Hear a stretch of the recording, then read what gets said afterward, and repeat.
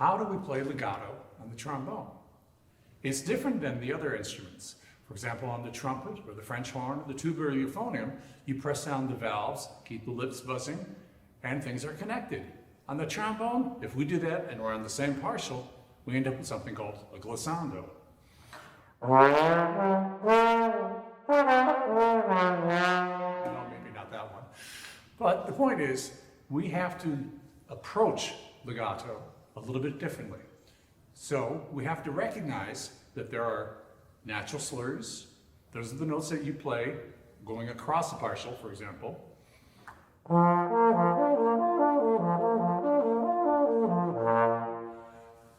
Very simply. But if we're on the same partial, we have to use something like a do syllable. Now, making them match, that's the trick I want to show you today. It's not really a trick at all. It's simply matching the natural slur and the tongue slur. For all you trombone players, this is what I'd like you to do. I want you to play a middle B flat to a C, to a B flat, to an A flat. The first two notes will be slurred naturally, and the second two notes will be, in fact, tongue slurred. So it's going to be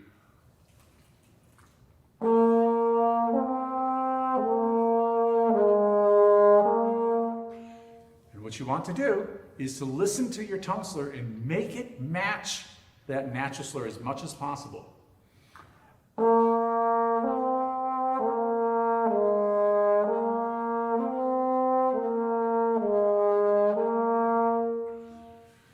Now you can transpose that all over the instrument. The point is, if you can make them match a little bit better, then you can use it throughout your music. One of the ways you practice that is to do your scales, for example. And you could try doing all your scales with no tongue at all, and this is what would happen. Now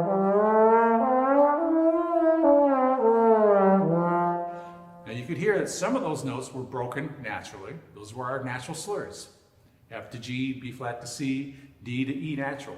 Those were all natural slurs, but everything else we have to tongue. So we have to figure out when to apply the tongue. Do what I just had you do, which is glissando.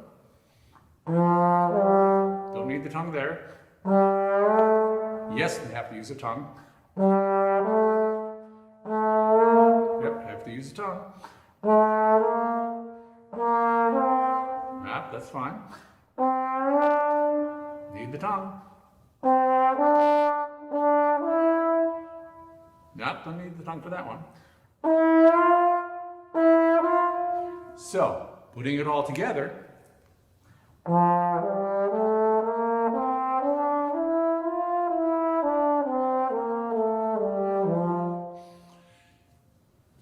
as opposed to sometimes I hear it said that you should tongue every note in legato. Well, if I did that, I would be like talking and adding the tongue at the end of every single word. That doesn't really sound so good, does it? So, we can do that, and it ends up being kind of tenuto tonguing.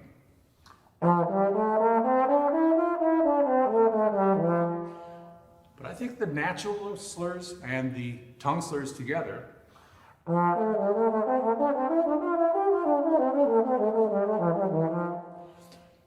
sound really nice.